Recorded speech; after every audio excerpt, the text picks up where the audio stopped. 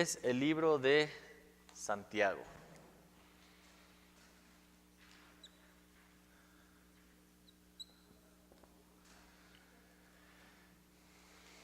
Y el tema de Santiago es la fe eficaz.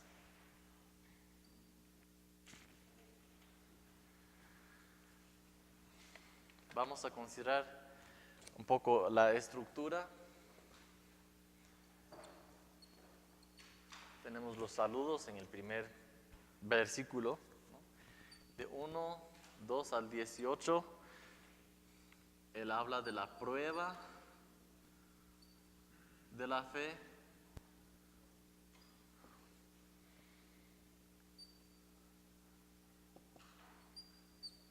De 1:19 al 27, oyendo y haciendo la palabra es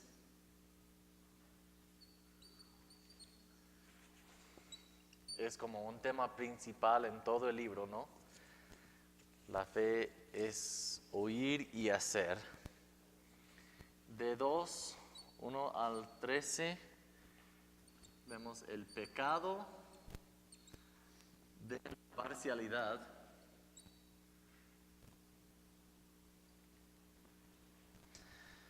De 2:14 al 26, la fe sin obras es como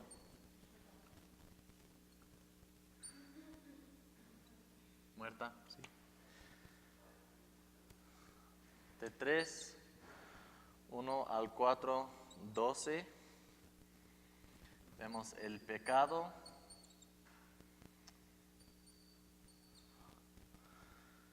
de la disensión.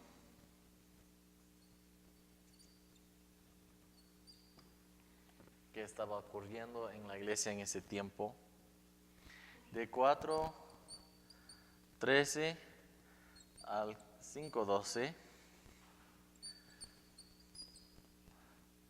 los pecados de los ricos. De 5:13 al 18,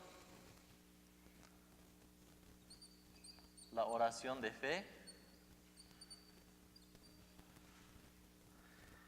Y de 5:19 al 20 tenemos las últimas, una última amonestación.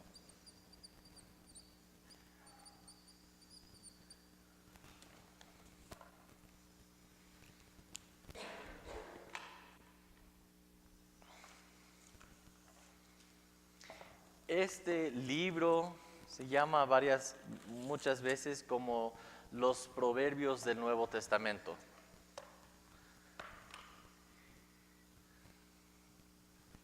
Tiene mucho para nosotros en nuestra vida práctica cristiana. ¿Cómo debemos vivir como cristianos?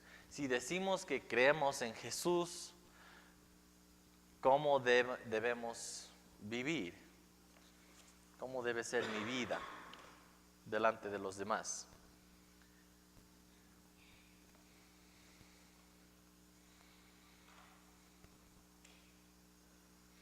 Ahora voy a darles unos temas. Unos temas pueden anotar si quieren. Son 6 temas que pueden buscar al leer este libro de Santiago. El primer tema es la bondad de Dios. La bondad de Dios.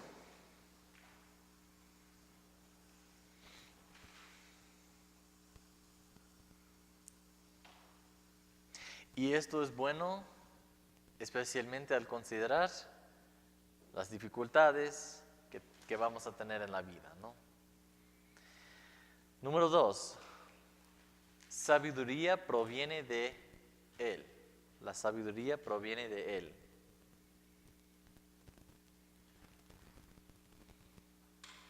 Si necesitamos sabiduría, ¿qué debemos hacer? Pedir. ¿De quién? De Dios, porque de Él es la sabiduría. Punto 3.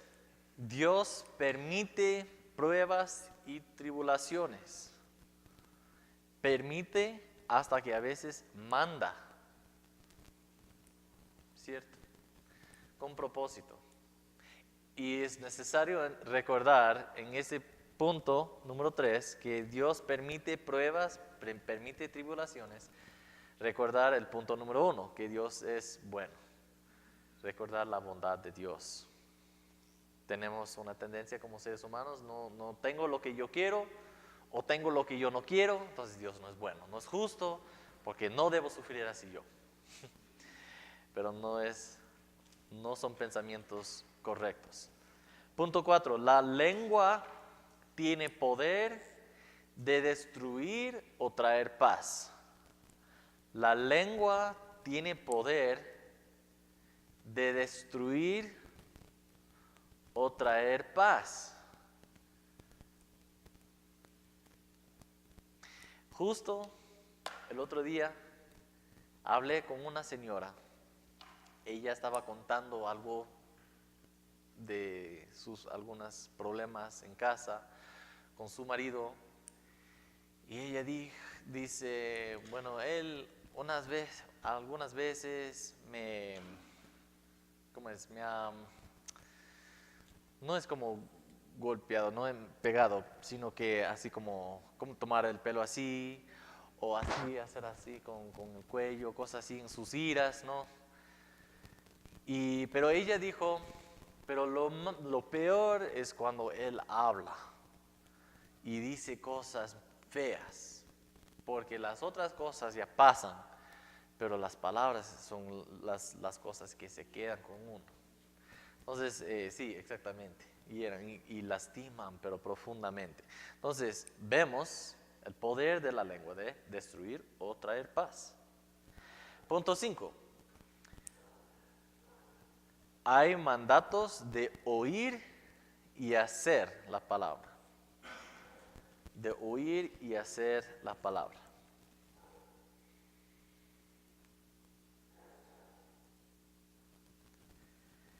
Y punto número 6. La oración es la respuesta correcta a las pruebas. Yo tengo ahora tal vez estoy pasando por una prueba. ¿Qué debo hacer? Orar. La oración es una oportunidad para mí, para yo humillarme delante de Dios, decir que yo no puedo, solo tú puedes, ayúdame. Y me ayuda a dependerme de Él y no de mí. Entonces, creo que ya les dije una vez, pero hay un libro que se trata del sufrimiento y que los sufrimientos revelan muchas veces las cosas en que dependemos mucho, más que Dios. Por ejemplo, si es que tengo problema en mi familia y estoy desesperado por los problemas de mi familia, es evidencia que yo estaba confiando mucho en la salud de mi familia, ¿no? En las relaciones de mi familia. O tal vez si es que yo pierdo mi trabajo y estoy desesperado, ya no tengo trabajo, ¿cómo voy a vivir así? Que demuestra que estoy confiando mucho en mi trabajo y no en la provisión de Dios. Entonces, la oración es la respuesta correcta. Ya, entonces, este autor, Santiago, nos ayuda a responder a 3 malentendidos. Él da 3 malentendidos y responde a cada uno. Malentendido de cómo es la vida cristiana. El primero es que las pruebas son malas. Tenemos una tendencia, ¿no? Decir, las pruebas son malas. Nadie quiere sufrir, pero hay muchas personas que van hasta lo extremo para evitar el sufrimiento, ¿no? Para evitar cualquier tipo de de sufrimiento, podemos decir, ¿no? De sentir incómodos, de cualquier cosa. Pero este es un malentendido, ¿no? Las pruebas en sí no son malas, sino que tienen propósito, ¿no? Las pruebas de verdad son para gozo, sirven para darnos gozo. ¿Cómo así?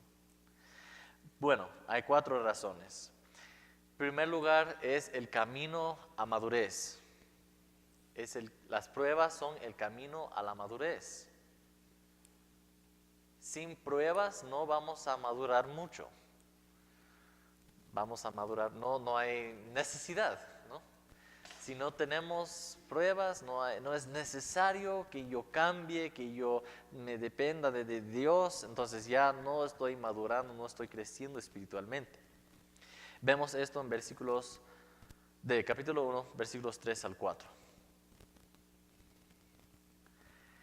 Segunda razón, las pruebas son para nuestro bien, para nuestro gozo. Nos ayudan a dependernos de Dios. ¿Quién es la fuente del gozo? Dios.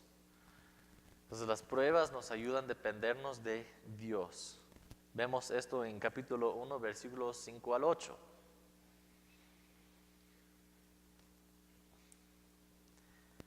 También, tercera razón, demuestran o enfatizan que esta vida y este mundo pasarán. Las pruebas demuestran que esta vida y este mundo pasarán. Entonces la esperanza no puede estar aquí, en mi confort, en lo que yo tengo, en lo que yo no tengo aquí en esta vida. No es todo lo que hay. Hay algo más grande, hay algo mejor, que aún lo mejor que este mundo puede ofrecerme, ¿no? Entonces, ¿quién es? Es Dios. Y las pruebas nos ayudan a reconocer esta verdad. Vemos esto en capítulo 1, versículos 9 al 12. Y la cuarta razón es que son parte de los propósitos buenos o los buenos propósitos de Dios. Son parte de los buenos propósitos de Dios. Y vemos esto en capítulo 1, versículos 13 al 15. Entonces, no ocurren por accidente, perdón. 1, 13 al 15. Entonces, no son por accidente, no son como coincidencia. No hay coincidencia, ¿no? Dios, la mano soberana de Dios está controlando, gobernando todo lo que ocurre. Y Él permite las pruebas para nuestro bien. Son parte de sus buenos propósitos. Entonces es el primer malentendido que el autor menciona. El segundo es que la fe significa lo que yo sé de Dios. La fe significa lo que yo sé de Dios.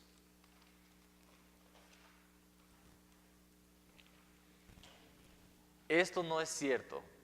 El autor quiere aclarar esto porque yo he hablado aquí en este país, en estos últimos 6 años y medio aquí en Cuenca, con muchas personas, y ellos dicen, pues ya creo en Dios, ya creo en Dios. Pero significa que, bueno, ellos tienen esta perspectiva, que la fe significa lo que yo sé de Dios. Y esta es la fe, pero esto no es así. La fe, el autor nos enseña que la fe es lo que yo creo y lo que yo hago. Va más allá de solo la información que yo tenga de Dios. Va mucho más allá. La fe no es simplemente información. Es creer. ¿Cuántas personas dicen sí creo en Dios? Pero ¿qué significa creer para ellos? Tener información.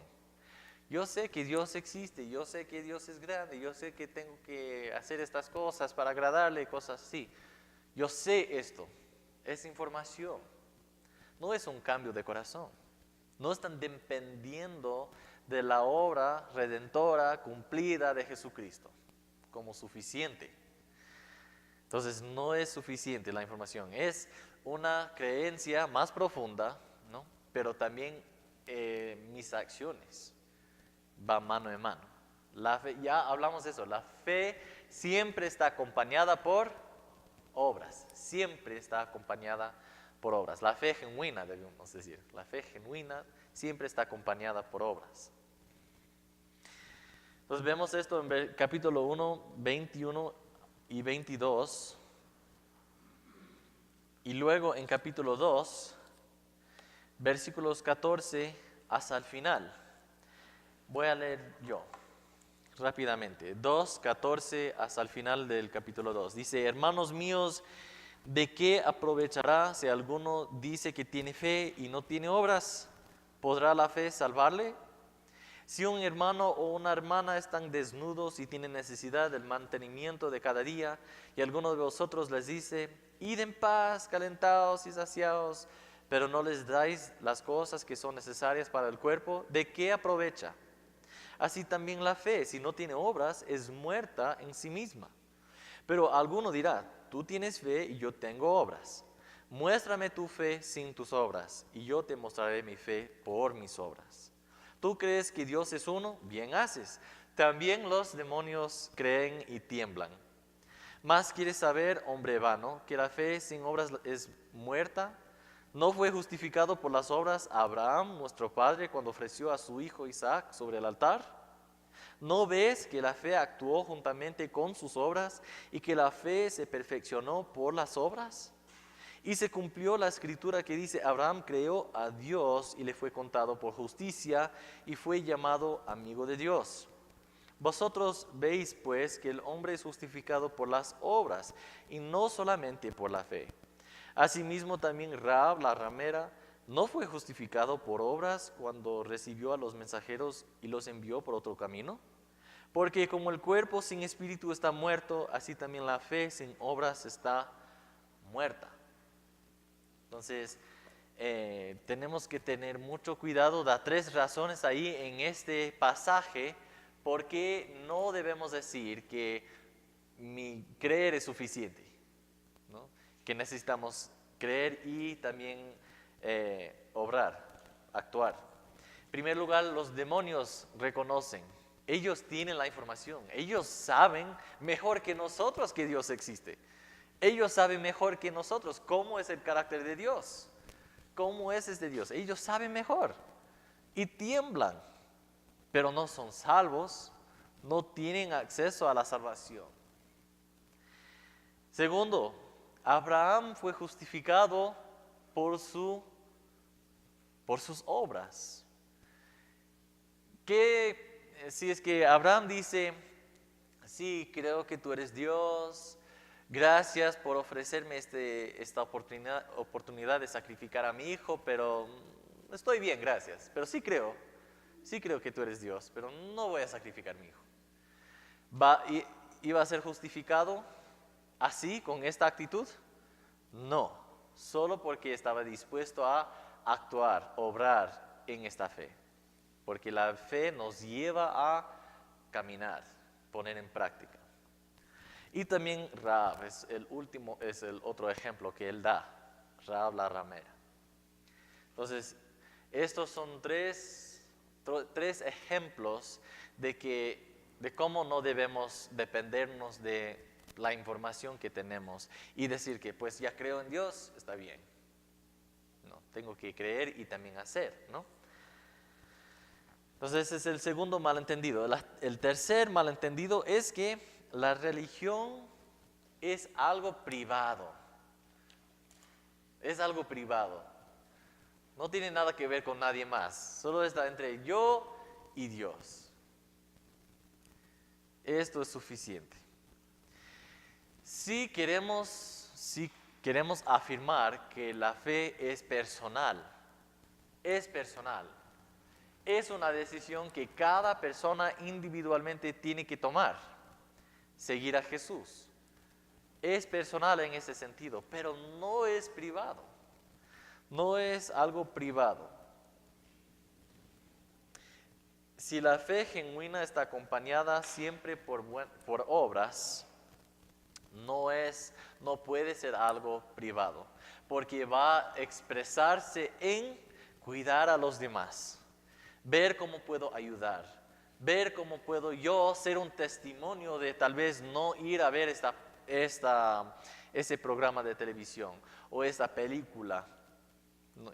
Tal vez viene a la mente algunas cosas, pero algunos ejemplos en que podemos ser un testimonio. No voy a participar en esto porque soy diferente ahora, porque Cristo me cambió, ahora soy diferente y podemos ser un testimonio. Pero nuestra fe siempre va a expresarse en maneras más públicas.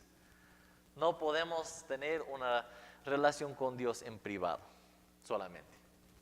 No es suficiente. No estamos cumpliendo con la palabra de Dios si hacemos esto. Y estamos perdiendo una oportunidad de ser un testimonio, de ser un testigo de Dios a este mundo.